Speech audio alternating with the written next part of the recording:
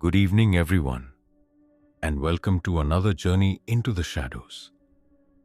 Tonight, we venture deep into the forgotten forests and rural landscapes where darkness seems to linger just a little longer, where the wind whispers secrets that no one alive can explain, and where the very air feels heavier than usual. Before we begin, make sure you're comfortable. Dim the lights, find your spot, and allow yourself to sink into the stillness. Because what you're about to hear might make you question whether the quiet corners of the world are truly empty. Our first story takes us to a place so remote that even locals speak of it in hushed tones. A stretch of woods in the heart of the Midwest that has been the site of countless disappearances and unexplained events over decades. I grew up not far from these woods, in a small town where everyone knew everyone else. And yet, there were always rumors about what lay beyond the fields and the train tracks. It was the kind of place where children were warned not to wander too far, where parents spoke of the things in the woods, but never went into details. My friends and I, of course, never believed them.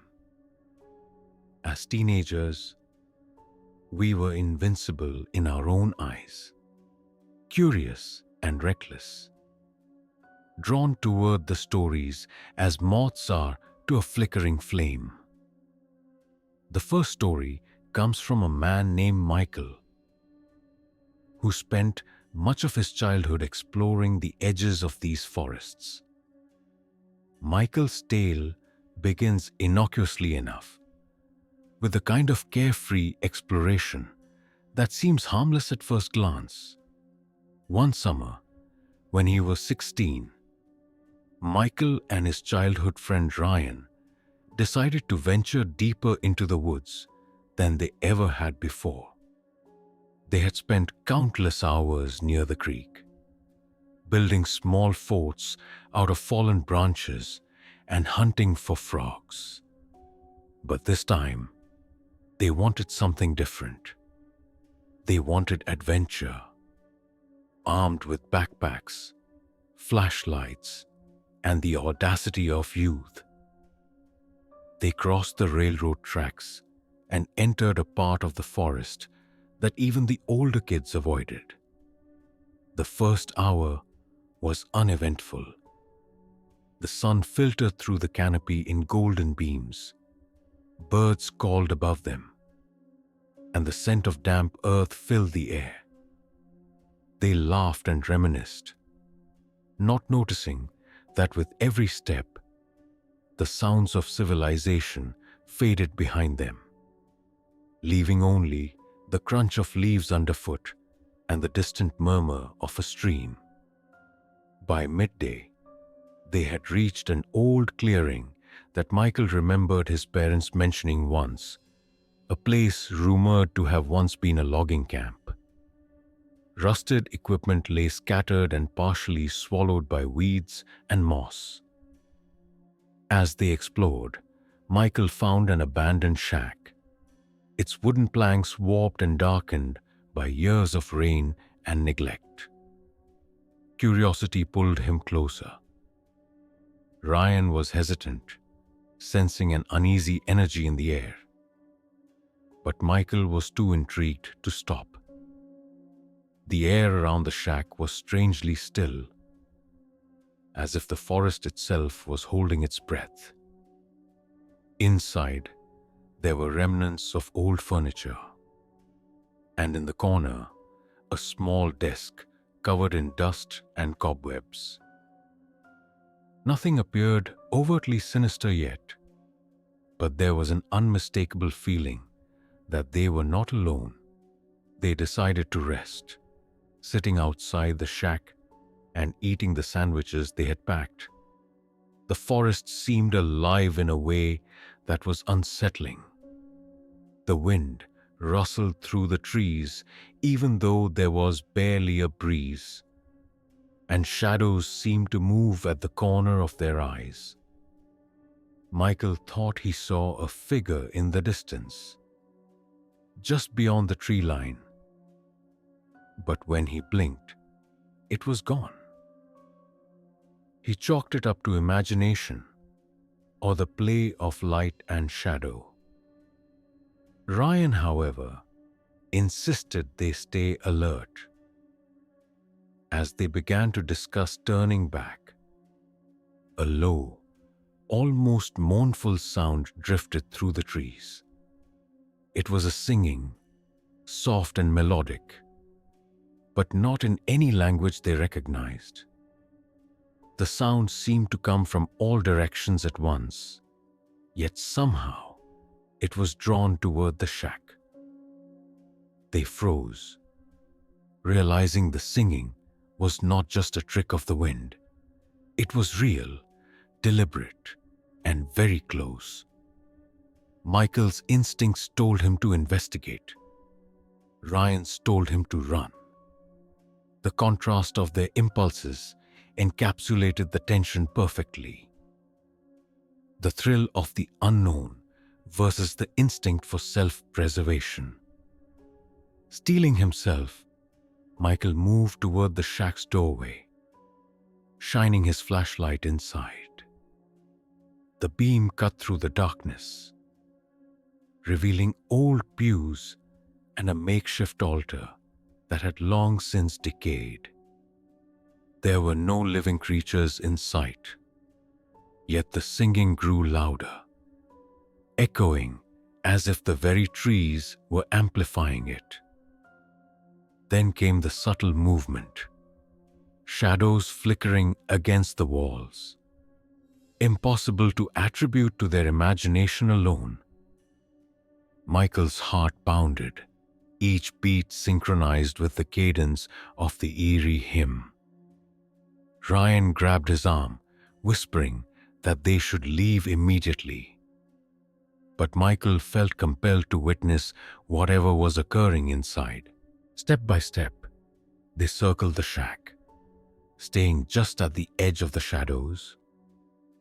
The singing reached a crescendo, a chilling blend of harmony and dissonance that made the skin crawl.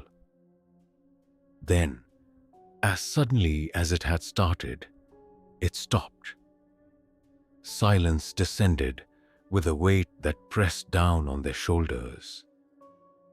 And in that silence, movement again, a procession of figures emerging from the darkened doorway. They were humanoid but elongated, almost unnatural in their posture, and each carried a small light that flickered in rhythm with their steps. Michael and Ryan froze, paralyzed by disbelief and fear. The figures began to chant, their voices deep and resonant, forming patterns that seemed ancient and incomprehensible. The lights bobbed eerily as they moved toward the boys' hiding spot, yet never fully revealing the shapes of those carrying them. Panic finally overcame curiosity. Without a word, they bolted, sprinting back through the forest, navigating by memory and instinct. The forest that had seemed so inviting just hours earlier transformed into a labyrinth of shadows and hidden roots. Every snap of a twig made them flinch. Every rustle of leaves seemed like a warning. Behind them, they could hear the faint echoes of the chanting, as if the forest itself were mocking their escape. The journey back to the train tracks felt endless. Michael recalls a moment when he tripped over a root and fell, the darkness swallowing him for an instant before Ryan's hand pulled him up. The figures did not pursue directly, but the forest felt alive with their presence. a suffocating awareness that they had trespassed into a world they could barely comprehend. Finally, they emerged onto the tracks, hearts racing, lungs burning but alive. They did not stop running until they reached the edge of the town. The familiar lights of houses providing a stark contrast to the oppressive darkness they had left behind. Even in the safety of their homes, the memory lingered. The flickering lights, the haunting singing, and the knowledge. Whatever they had encountered was neither human nor entirely of this world. Michael's story serves as a chilling reminder that the boundaries between the everyday and the inexplicable are thinner than we often imagine. And sometimes, curiosity can lead you right to the edge of something you were never meant to find. The night settled into the woods like a living entity, wrapping everything in a dense, almost tangible darkness. Even after Michael and Ryan had escaped, the forest retained an aura of menace, as if it were aware of their intrusion and had taken note of their trespass. But not all encounters in these rural woods end in immediate terror. Some stories begin quietly, almost innocuously, and only later reveal the subtle creepiness that lingers beneath the surface. This next story comes from a woman named Linda, who grew up on a small farm nestled against a thick expanse of forest in northern Vermont. Unlike Michael, Linda's experiences didn't involve supernatural figures marching from abandoned churches or chanting in unrecognizable languages.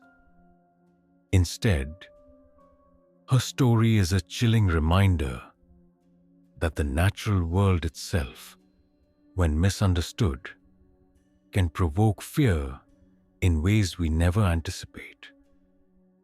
Linda and her younger brother, David, often spend their afternoons exploring the fields and woods around their property. They would invent games, hide in thick underbrush, and sometimes try to track the animals that roamed the forest edges. One summer, when Linda was 12, they discovered an overgrown trail that neither of them had noticed before. Curiosity pulled them in, and the further they walked, the denser the canopy became. Sunlight barely penetrated the thick leaves, casting the path in a constant state of twilight. At first, the trail seemed harmless, lined with familiar trees and undergrowth. But as they continued, Linda noticed something unsettling.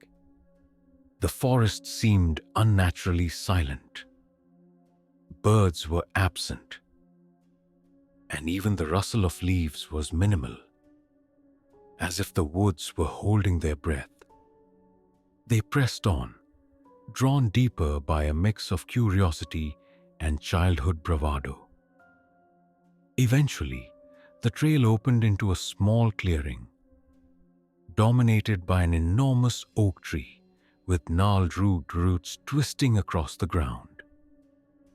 Around the base of the tree, they discovered a series of small carvings etched into the bark. Symbols that were unfamiliar and, to Linda, distinctly unsettling. They didn't resemble anything from school or local folklore. These carvings felt old, deliberate, and somehow malevolent. David wanted to leave immediately, but Linda, fueled by a mix of curiosity and the need to impress her younger sibling, persuaded him to investigate further. They examined the carvings more closely, tracing the grooves with their fingers, feeling a chill run down their spines as they did so. It was then that they noticed something else. Footprints. At first they appeared human, but upon closer inspection, the toes seemed elongated, almost claw-like. The tracks were small, scattered around the tree in an irregular pattern, as though whatever had made them was pacing, circling, observing. Linda's heart began to race, but she tried to remain calm. David, pale and wide-eyed, urged her to turn back, whispering that they shouldn't be there. But before they could react further, the woods themselves seemed to respond. A sudden gust of wind rustled the canopy above, sending leaves swirling like dark confetti. The temperature dropped sharply, and Linda could see her breath in the dim light. A low, almost imperceptible humming began, resonating from deep within the trees. It wasn't musical, not in any conventional sense. It was more of a vibration, a tonal frequency that seemed to penetrate the bones.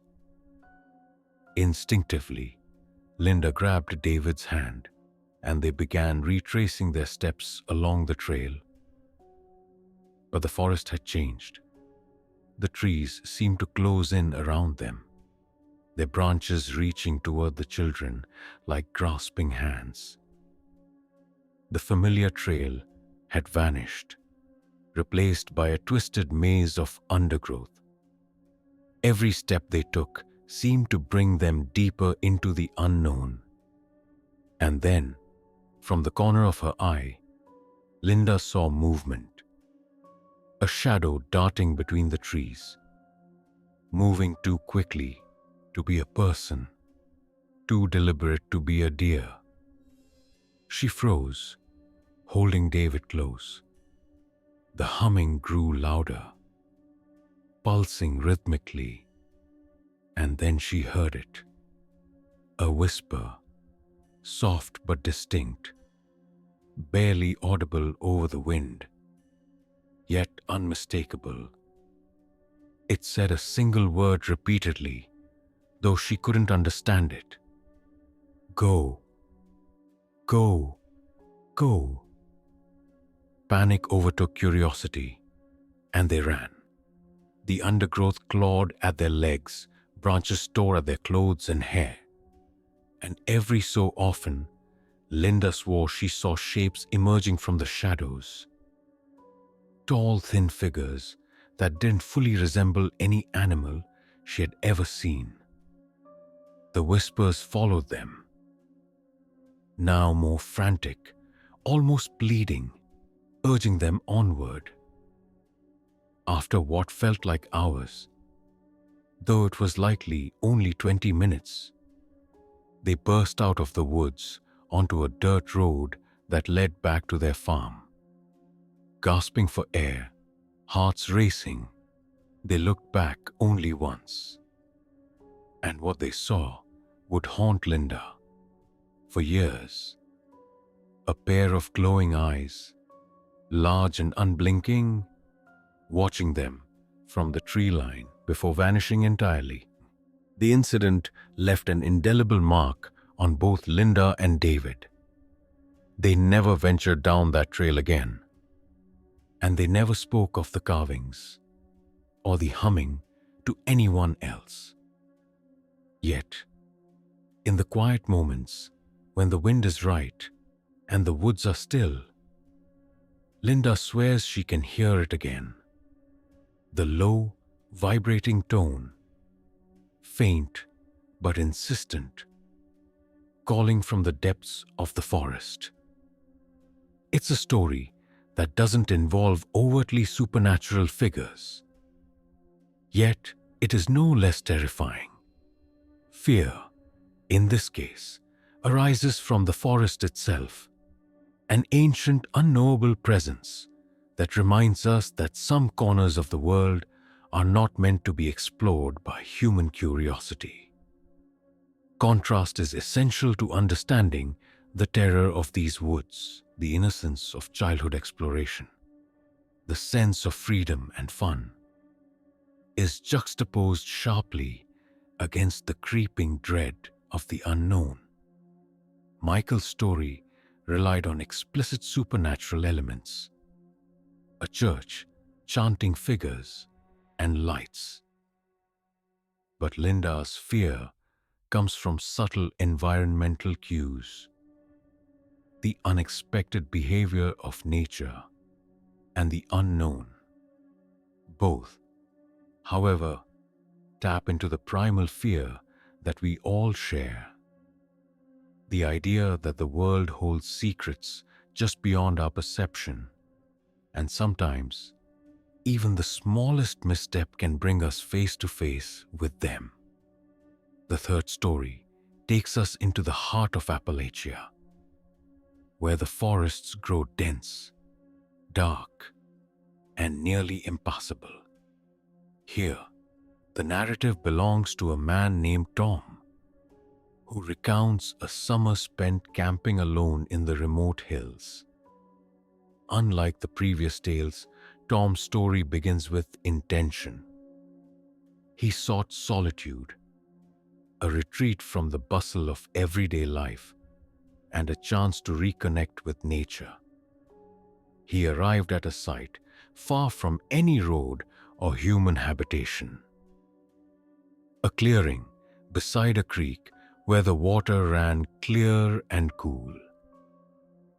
The first day passed without incident, filled with the sound of flowing water, bird song, and the occasional rustle of wildlife. Tom felt at peace, enveloped in a silence that was both comforting and profound. As evening approached, he set up camp and prepared a small fire. The forest around him darkened gradually, and the shadows lengthened, merging into a continuous black tapestry. Then, as night fell fully, subtle noises began. The snapping of branches, faint rustling from the underbrush, and an occasional distant scream of an unknown animal. He told himself it was normal, that wildlife behaves unpredictably, but an underlying tension took root. Around midnight, the temperature dropped sharply, and the fire he had carefully tended dwindled to embers despite the lack of wind. Then came the whispering. Voices, low and indistinct, speaking in a language Tom did not recognize. They seemed to emanate from multiple directions at once, surrounding his small clearing. Tom describes the fear as almost tangible, pressing in on him from all sides. He tried calling out, rationalizing that other campers might be nearby, but his voice seemed swallowed by the dense forest. Shadows danced at the edge of his firelight, shapes that didn't quite match the movement of the trees or wildlife. Heart pounding, he grabbed his flashlight and swept it through the darkness, catching glimpses of figures, tall, thin, indistinct, and impossibly fast. Tom recounts that it felt like the forest itself was aware of his presence, adjusting, shifting, and closing in. The contrast between the calm daylight and the oppressive night was stark, amplifying every instinctive fear within him. Tom's instincts screamed at him to flee, Yet he remained frozen. Torn between curiosity and self-preservation, the figures at the edge of his firelight moved with purpose, circling his camp in a rhythm that seemed unnaturally coordinated. Each flicker of movement cast long, grotesque shadows across the trees, stretching and twisting in ways that defied logic. Tom's flashlight occasionally caught glimpses of what looked like elongated limbs, faces obscured by shadow, and eyes that seemed to reflect an otherworldly intelligence. His rational mind tried to dismiss it all as tricks of the light or fatigue-induced hallucinations. But every fiber of his being told him otherwise. The forest had transformed into a labyrinth of the unknown, a realm where human laws of physics, reason, and expectation no longer applied. As the night deepened, the chanting returned, soft at first, then swelling into a dissonant harmony that reverberated through the trees. Tom describes it as a combination of melody and threat, a sound designed to unsettle, confuse, and dominate. The cadence seemed deliberate, like a ritual or an invocation, and it became increasingly difficult for him to distinguish direction or distance. Shadows flickered in time with the rhythm, and the forest itself seemed to respond, branches bending, leaves quivering, as though the trees were alive participants in some ancient, hidden ceremony. Tom's survival instincts finally overrode his desire to observe.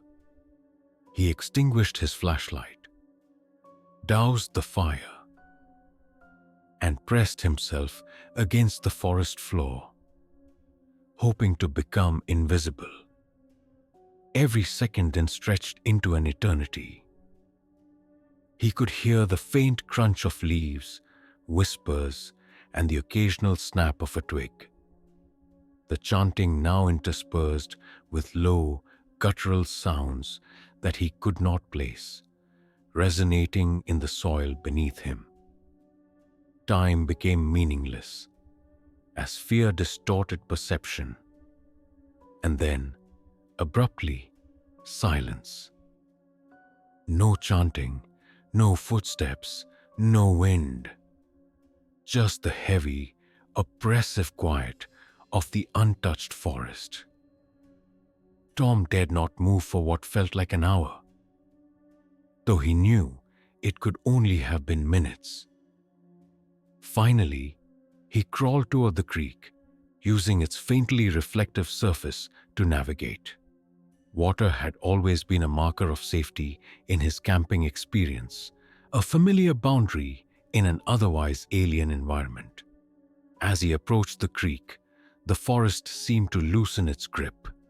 The shadows receded slightly, and the unnatural energy that had clung to him all night dissipated marginally. Tom describes the relief as almost painful, a release of tension so intense it left his muscles trembling. Yet, he knew he was far from safe.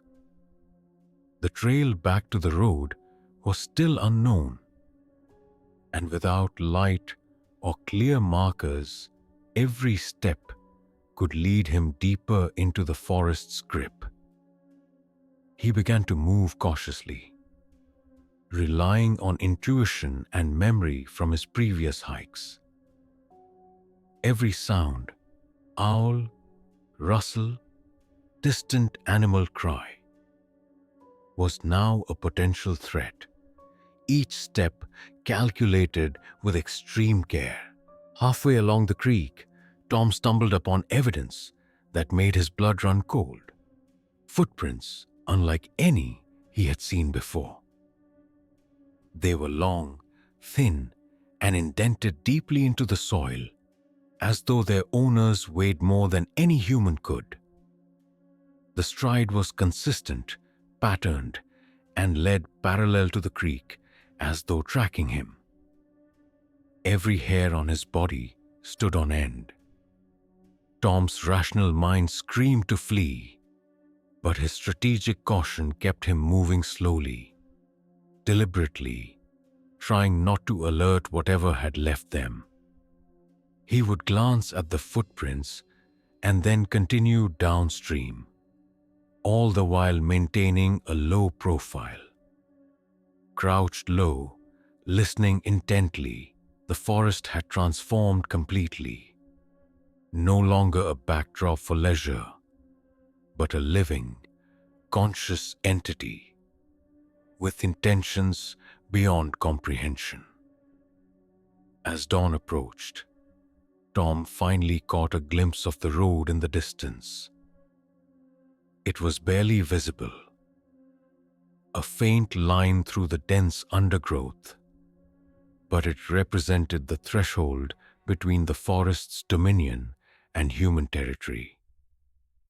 His steps quickened slightly, still careful, aware that visibility now increased the chance of being seen. The forest seemed reluctant to relinquish him. Every snap of a twig, every distant bird call seemed amplified, yet the oppressive weight that had dominated the night gradually lifted. He emerged onto the road, breathless, bruised, and forever changed.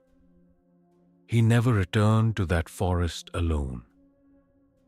The memory lingered vividly.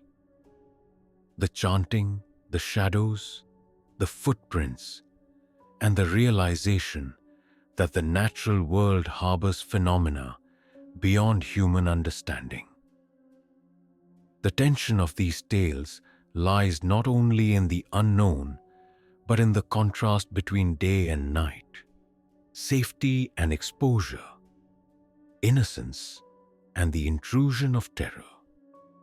Just as Linda experienced fear in a subtle, almost imperceptible way, Tom's encounter demonstrates that sometimes horror is thought procedural.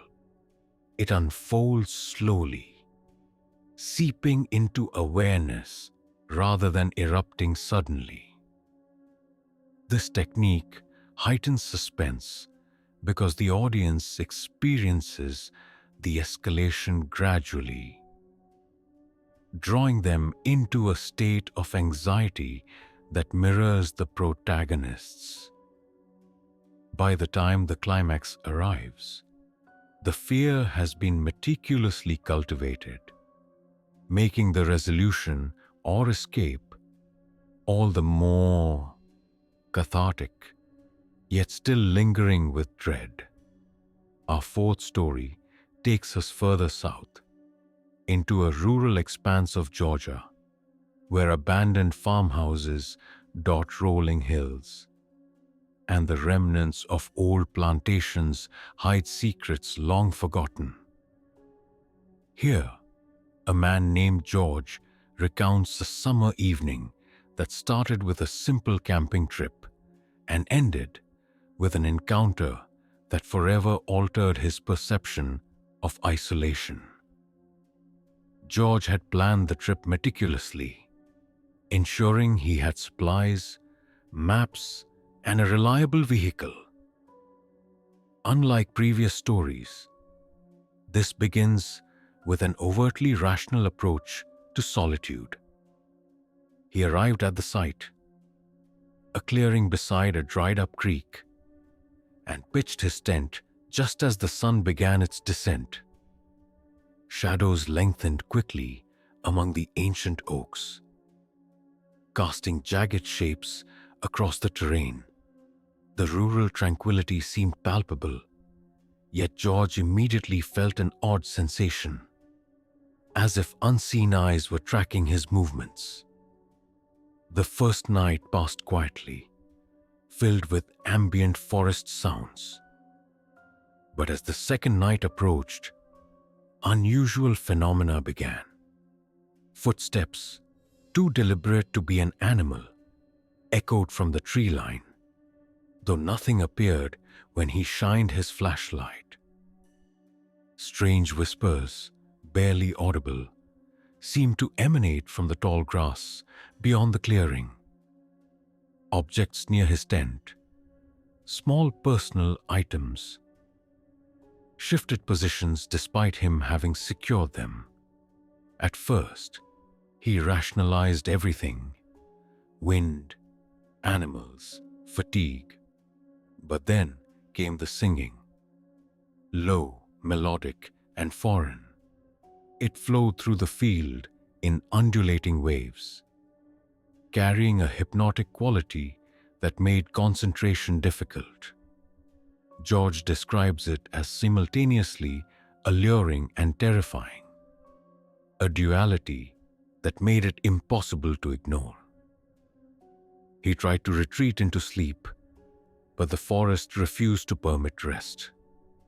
The singing persisted, punctuated by rhythmic thumps against the ground, like footsteps pacing in unison. George finally decided to investigate, moving cautiously toward the edge of the clearing. Through the dense underbrush, he glimpsed figures, humanoid, darkly clothed, and moving with uncanny synchronicity. As he watched, he realized these were not mere humans. Their movements were jerky, unnatural. And the longer he observed, the more the world around him seemed to warp.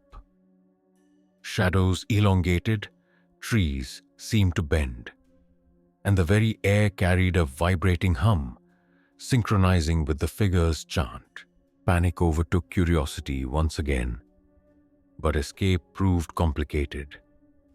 Every direction seemed equally unfamiliar, as if the land itself had shifted overnight. George recounts a surreal experience, stepping over roots that weren't there before, hearing voices in multiple locations simultaneously, and feeling as though the forest were alive, reacting to his presence. The tension crescendoed until dawn broke, casting natural light over the scene and dispersing the figures into the distance. The forest returned to its ordinary appearance, yet George knew what he had seen and heard was real. He packed up immediately, leaving behind the clearing, vowing never to return. The story emphasizes the thin line between safety and danger in rural environments, where isolation amplifies fear and transforms ordinary spaces into arenas of terror. The fifth story brings us to the misty hills of West Virginia,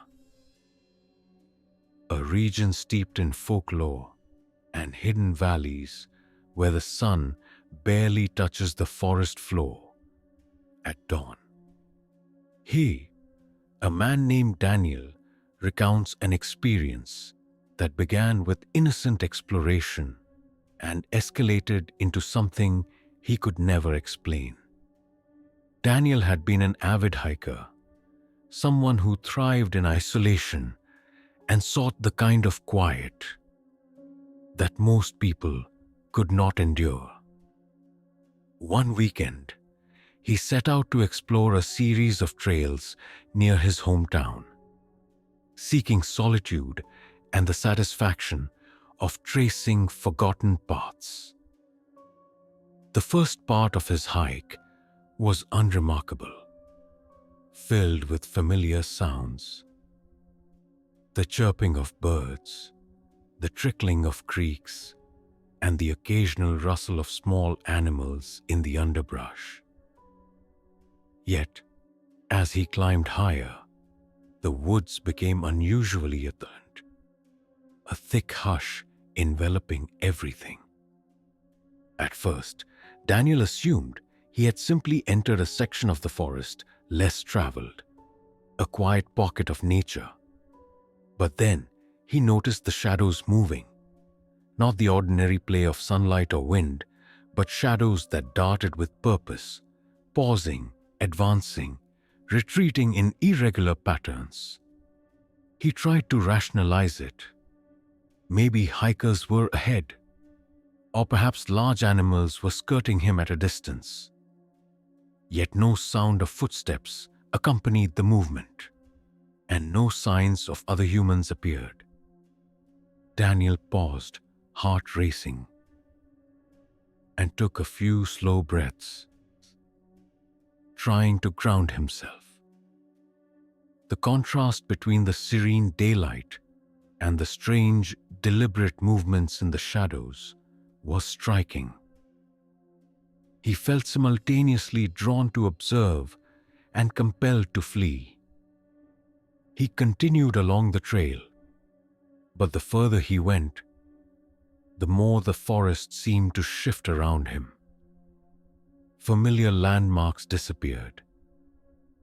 Trails he had used in prior hikes now twisted in unfamiliar directions.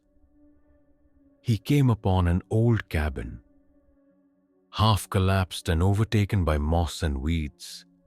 The structure seemed abandoned for decades, yet there was a faint smoke rising from its chimney, curling upward in thin, grey spirals.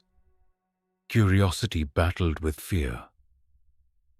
Daniel approached cautiously, every step measured, every sense alert.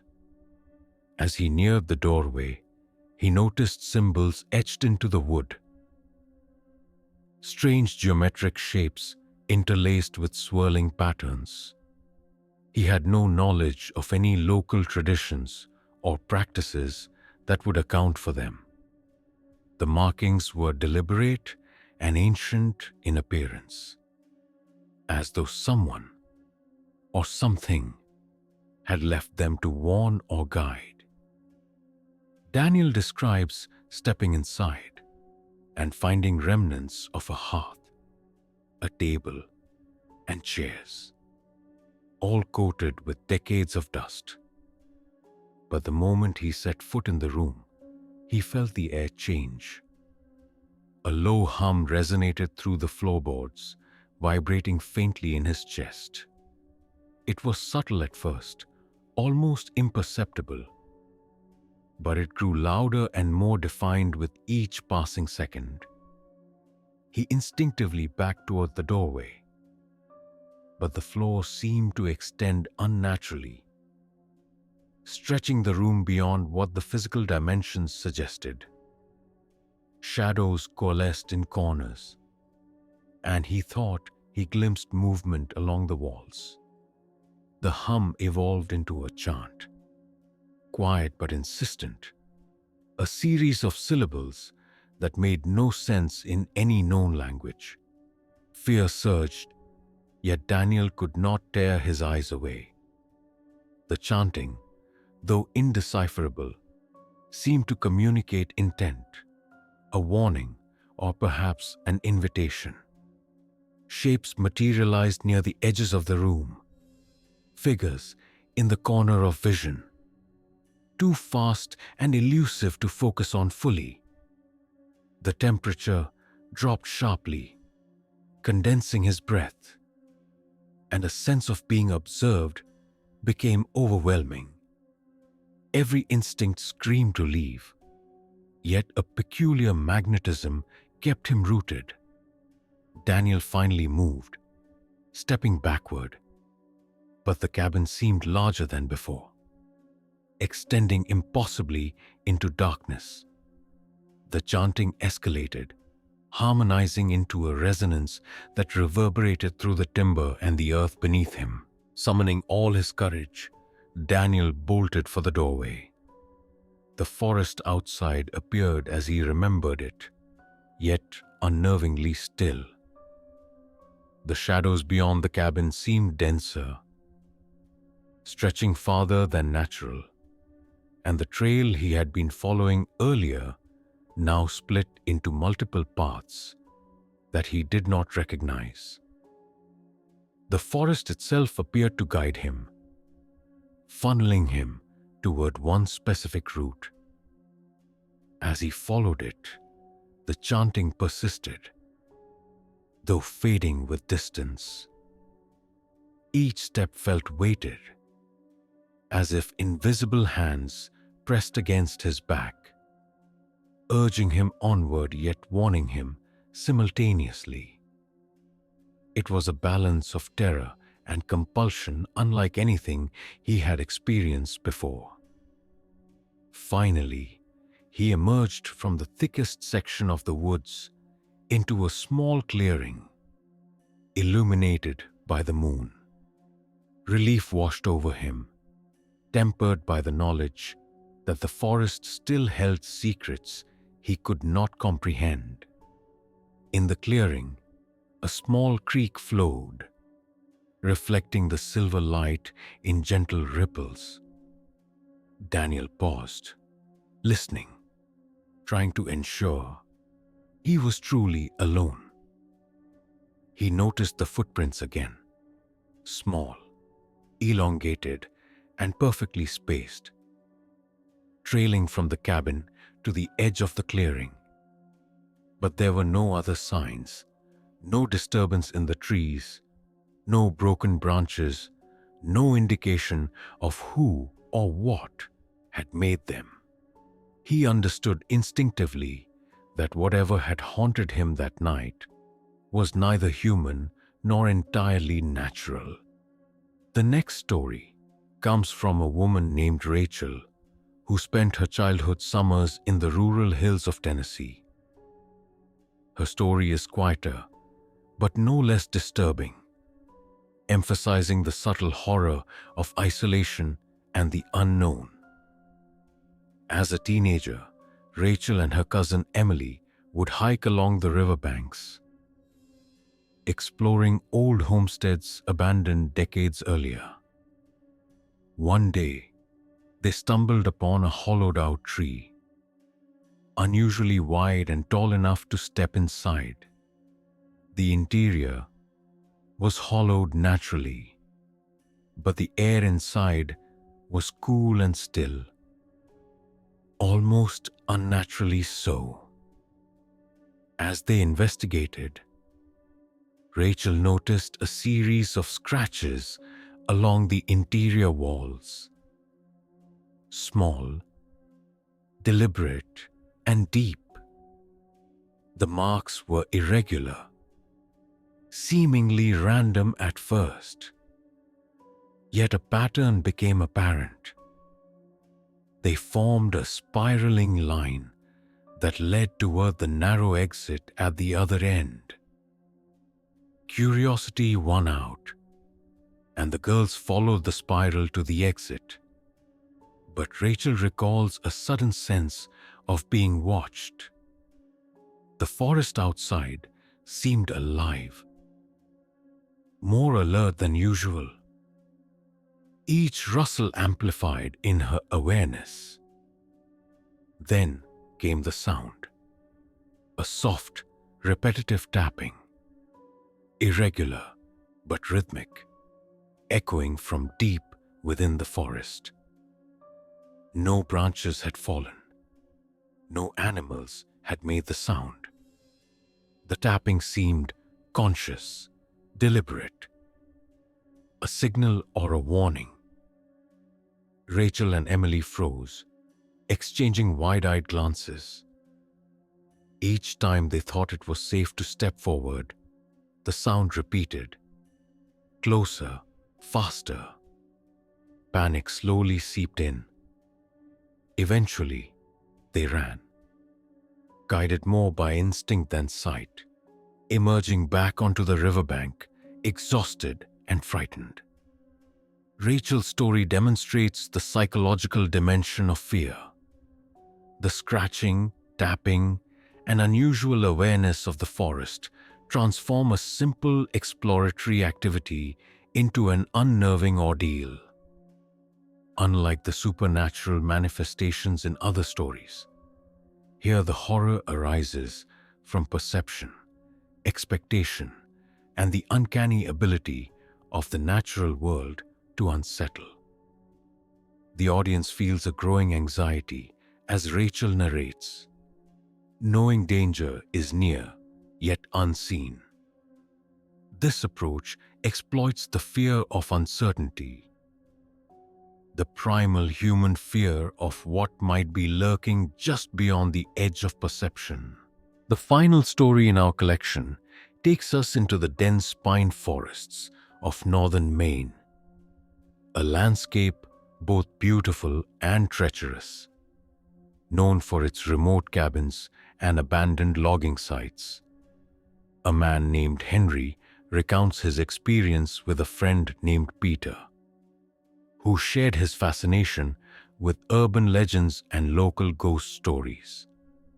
One autumn evening, the two set out to investigate an old sawmill rumored to have been haunted by the spirits of its workers. The trip began in high spirits, filled with laughter and camaraderie. Yet the deeper they ventured into the forest, the heavier the air became. The smell of pine and decaying leaves was interlaced with an almost metallic tang, hinting at unseen decay.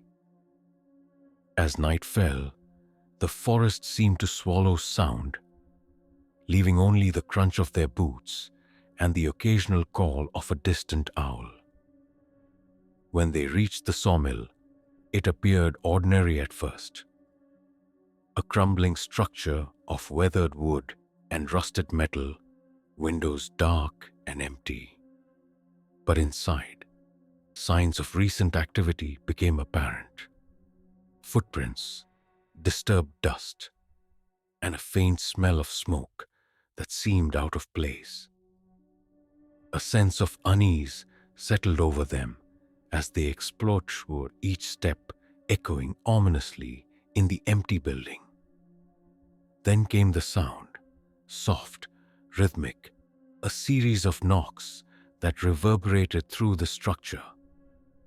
At first, they assumed it was the wind, but the pattern was deliberate, accelerating and slowing in ways no natural phenomenon could account for. The two men exchanged glances, understanding instinctively that the sawmill held secrets beyond comprehension. Shadows shifted across walls and floors, elongated unnaturally, as if stretching toward them. The knocking became more intense, accompanied by faint whispers in a language neither understood. Every instinct screamed for them to leave, yet fascination held them in place. The forest outside seemed to watch, as if it had orchestrated their arrival. Ultimately, the escalating noise and inexplicable activity forced their retreat. Sprinting through the pine needles and moss-covered ground back to the relative safety of the road. As they reached the road, the echoes of the sawmill lingered in their minds. The knocking, the whispers, the sense that they had glimpsed something ancient, patient, and aware. This story, like the others, blends natural isolation with psychological terror, creating a sustained sense of dread that resonates long after the narrative ends. It reinforces a universal truth.